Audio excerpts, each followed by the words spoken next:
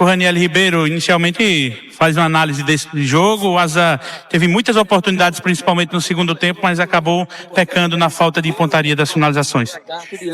Boa tarde. A avaliação que nós fazemos é de um jogo, principalmente no segundo tempo, de uma equipe só, né? Apesar de que eles tiveram 2 contra-ataques e uma grande defesa do Matheus. Mas um jogo difícil.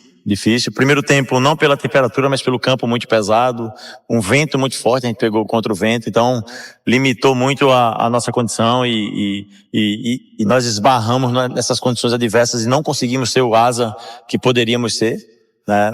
A nível de desenvolvimento, mas a nível de controle do jogo também, se teve o controle do jogo no primeiro tempo. No segundo tempo não, já era previsto devido a nós termos estudado o Lagarto e entendermos o quanto nossa equipe joga de forma vertical. Então no segundo tempo nós assumimos ainda mais as rédeas do jogo, o controle, controlamos bem, circulamos bem as bolas, tanto que eu só fui trocar acho que com 30, não lembro, só fui trocar com 30 porque estava encaixado, estava bem feito, só troquei para dar sangue novo, para dar ritmo novo, né? E perdemos umas chances que não perdemos.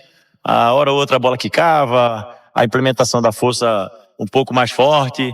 Mas a Série D, né, pontuamos, isso é que é importante. Pontuamos numa situação adversa, numa situação difícil. Claro que fica o sentimento de que sair com a vitória era palpável pelo desenvolvimento que tivemos no jogo e pelas chances que criamos. Mas o resultado também não é tão ruim para aquilo que almejávamos, né? Bola para frente, continuar trabalhando e treinando muito forte. Aí eu ressalto de novo, toda essa volúpia que se teve, principalmente no segundo tempo, é a dedicação desses atletas ao trabalho do dia a dia, ao trabalho que é feito lá dentro, junto aos preparadores, fisiologistas, como sempre falo, os médicos e os fisioterapeutas. Agora, o primeiro tempo, Raniel, a gente não pode deixar passar, né? Um time que não conseguiu encaixar, um time meio que apático em campo.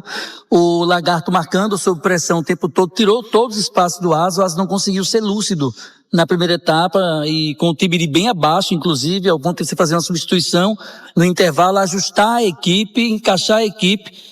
E o Alan Dota, acho que ele faz uma opção errada da estratégia de jogo na segunda etapa também. Ele recua um pouco mais e marca atrás da linha da bola, esperando o Asa. E aí ele deu mais campo ao Asa, o Asa conseguiu encaixar também, ou seja, foi um segundo tempo totalmente diferente, mas o primeiro tempo foi muito apático. Assim, a questão da pressão, ela é justificada pela força do vento realmente no primeiro tempo. Tanto que eles nem pressionaram nossos tiros de meta, não precisei fazer saída de pressão em nenhum momento, porque no tiro de meta eles não estavam pressionando, porém a linha alta deles no primeiro tempo dava essa impressão de uma condição de uma pressão. Mas essa linha alta a gente não conseguia investir nas costas dessa zaga, nas bolas de espaço, como a gente chama, porque a grama muito alta, a bola sempre muito enterrada, e o vento também muito forte. Isso a gente pediu para os meninos fazerem, mas eles não conseguiam fazer, né? E também tem a questão de que o primeiro tempo foi, apesar de que eles aquecem no campo, foi muito de adaptação. Depois que se pegou o tempo de bola no gramado, a implementação dos passes e a força que tinha que implementar na bola e a técnica, aí fluiu mais. Mas o segundo tempo, eu acho que também o Alan não quis recuar tanto, mas a força do vento, quem está aqui dentro do campo sente realmente, e empurrou eles para trás, né? E a gente poderia ter aproveitado melhor, mas quis o destino que o resultado fosse 0-0. O importante também foi não perder, né? Não perder, a confiança continua a mesma, ir para dentro de casa agora, trabalhar forte para enfrentar o Barcelona da forma como queremos. Bom, 2 jogadores que estavam pendurados, ninguém por terceiro cartão amarelo, então força máxima mais uma vez, nenhum jogador lesionado, então outro jogo importante em casa. Agora aproveite o momento e já começa a promover esse jogo, professor. Sim, o nosso torcedor está vendo a entrega dos atletas nos jogos, está vendo a disposição, está vendo um jogo vertical, está vendo um jogo envolvente. E o último jogo eles foram muito especiais, foram primordiais para que a gente conseguisse nossa vitória contra o Penedense, e tenho certeza que no próximo sábado contra o Barcelona eles vão comparecer ainda em maior número e vão nos incentivar ainda mais, porque eles estão vendo o quanto esses atletas estão representando eles e a cidade de uma forma muito pura e muito verdadeira, e de uma forma muito plena, se entregando e se comprometendo. Então é chamar realmente o torcedor do Fantasma para dentro do Fumeirão sábado e fazer uma grande festa e nos empurrar em busca da nossa vitória. Por etapas, o primeiro tempo mais do Lagarto e o segundo do Asa, que inclusive fez com que o Nery trabalhasse mais, dado exatamente esse momento que você falou de adaptação que o Asa tentou nos primeiros 15 minutos, tentar se encontrar no campo de jogo, teve bola da trave do adversário, mas no segundo tempo o Asa saiu um pouco mais, com mais vontade mesmo, jogando fora de casa, de buscar essa vitória, professor? Assim, as chances que eles tiveram no primeiro tempo foi 2 erros de saída e 3 contra-ataques. E assim, os extremos deles atacavam muito bem os espaços, né? Nas bolas de espaço, nas transições, batiam o lateral muito rápido. Então isso nos condicionou um desequilíbrio no primeiro tempo. Mas é bem essa a leitura, bem essa a leitura. Mas eu enxergo um pouquinho mais na condição de que nós tivemos um controle, não conseguimos transformar todo esse controle que tivemos no primeiro tempo em finalizações, em bolas, em terminar jogadas. Coisa que no segundo tempo melhorou, né? Coisa que no segundo tempo melhorou. Mas, volto a dizer, aconteceu todo o processo no segundo tempo por causa da condição, principalmente física, que nossos atletas têm. Não é fácil vir jogar num campo tão pesado quanto esse e os atletas deles estarem bem mais adaptados que os nossos. E vocês vinham, a gente percebia que eles eram fortes por treinarem aqui, né? E no segundo tempo nosso time foi bem superior fisicamente, justamente por causa de um trabalho que é feito muito bem feito pelos meninos, né? E a entrega deles como sempre. Mas poderíamos, né? A gente sai com o sentimento de que a vitória passou entre nossos dedos, mas faz parte. Essa questão de 100% de aproveitamento, claro que é bom pro profissional, a valorização ela vem junto com isso, mas não podemos esquecer o nosso principal objetivo. Nosso principal objetivo é classificar, e quanto mais rápido nós conseguirmos no número para classificar, aí vai ser muito benéfico para todos nós.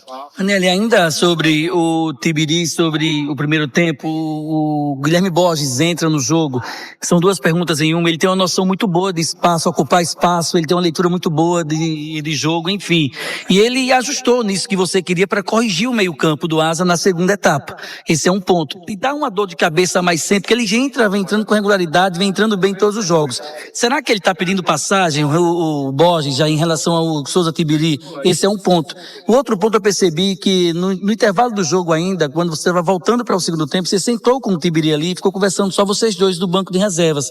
Que tipo de conversa era aquela? Mais ajuste, mais pontuando o que tinha feito dentro de campo na primeira etapa? Assim, o jogo, o Tibiri e o Guilherme vão falar primeiro dos dois, pro torcedor e todo mundo ter um entendimento. São características diferentes, né?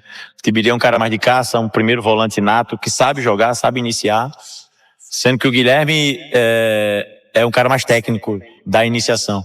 E como a gente entendia que o segundo tempo essa bola ia passar mais pelo Tibiri, eu optei pelo Guilherme. E também o Tibiri errou 2 bolas, né? O Guilherme, como você bem diz, vem treinando muito bem, vem entrando muito bem nos jogos, também tem essa competitividade entre eles. E que cabe a mim observar isso também e valorizar o trabalho que o Gui vem fazendo, né? E fez o segundo tempo como a gente esperava. E a conversa com o Tibiri ali era mais o que aconteceu durante o primeiro tempo, nem em relação ao que condicionou a saída dele, porque isso aí a gente faz na semana, chamando individualmente, mostra o vídeo, ajusta e tenta corrigir. Né? Mas essa briga me dá sim uma dor de cabeça, é difícil a escolha, né? Porque depende muito também do adversário. Se o adversário tem um meia que movimenta mais, que cria umas dificuldades no entrelinhas, o Tibiri encaixa melhor para jogar, que é um caso também que pode ser dentro de casa que a gente precisa jogar mais. O Gui também me dá essa condição.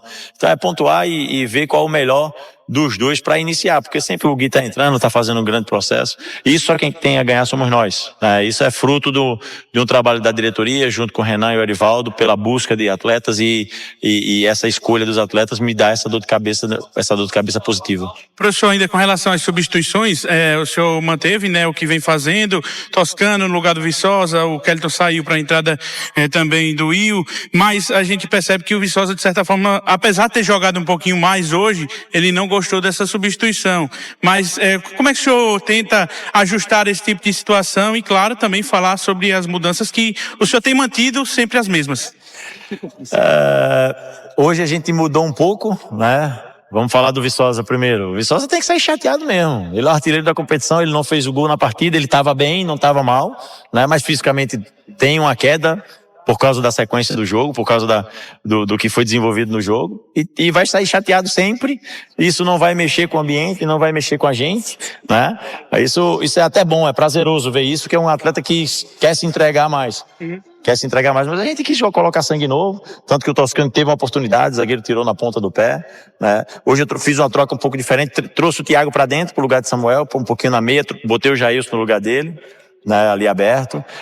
Não coloquei logo o Will porque não era um jogo muito de espaço, então eu suguei o máximo do Kellyton, por isso que eu não coloquei logo o Will, demorei a colocar o Will, porque era um jogo ia ter menos campo pro Will correr, ele aproveita muito essas bolas de espaço, mas as mudanças, de certa forma, o Toscano finalizou, o Will teve a bola de letra, o Jailson a bola de cabeça, o Yarley também teve uma chance de fazer o gol. Os caras que estão entrando estão tentando também, e por isso que há as mudanças. Ele sai chateado ou não, faz parte do processo e só demonstra a vontade de todos, principalmente do Viçosa, de contribuir no jogo. Ranelli, você tem alguns jogadores segundo tom amarelo. Um monte, né? Tem o Bigode, tem o Christian, tem com 2 cartões amarelos. Estrategicamente, o jogo do Barcelona é um ponto para você rodar esse elenco aí. Você tem margem para isso, tem gordura para queimar pela frente aí. É uma viagem longa contra o União lá no Tocantins. Então o jogo do Barcelona é o jogo para forçar os cartões, para deixar todo mundo livre na sequência e evitar uma viagem longa dessa? Não, Edu, eu vou que aconteça de forma natural. Acho que ainda não é o momento. A gente precisa chegar com força máxima contra o Barcelona, né? Nosso time não é um time de tomar muitos cartões. É até estranho de estarem todos pendurados da forma como estão, que a gente participou de um alagoano que teve muito mais jogos do que agora, né? E a gente não perdeu ninguém por cartão, salvo me engano, né? Mas a coisa tem que ser natural. Ainda não é o momento de organizar. Concordo com você que pode ser pontuado, pode ser estudado. Sim, uma situação ou outra. Mas se eu for perguntar a eles se eles querem ficar fora, ninguém quer ficar fora, não. Ninguém quer ceder a dar oportunidade, não. Mas isso é bom, isso é bom. O que está acontecendo também durante a semana, essa quantidade de gente pendurada, é que os que não estão iniciando estão treinando demasiadamente, com muito mais empenho, com muito mais dedicação, porque eles sabem que a oportunidade vai aparecer, eles têm que estarem condicionados, treinados para assumir, né, a oportunidades que vão ter e aproveitar da melhor maneira possível. Então, isso só nos deixa mais alerta. Obrigado. Essa sequência também preocupa o senhor com relação à questão física, porque durante a semana a gente percebeu que o Zulu treinou, ficou afastado 2 dias, o Samuel também acabou se afastando, realizando trabalho diferente. Isso também te preocupa a questão física pela sequência dos jogos, professor? Por ser um jogo por semana, cai um pouquinho mais esse fator incisivo da questão física e fisiológica, cai um pouquinho, né? Mas não preocupa. A questão do Zulu foi um desconforto no adutor, a do Samuel um desconforto na anterior, coisas que acontecem, são atletas de alto nível, estão na condição de sofrer essas microlesões, por isso que os dois foram poupados em algumas sessões de treinamento, né? Mas aí estavam aptos já para jogar devido ao grande trabalho que é feito lá dentro, graças a Deus.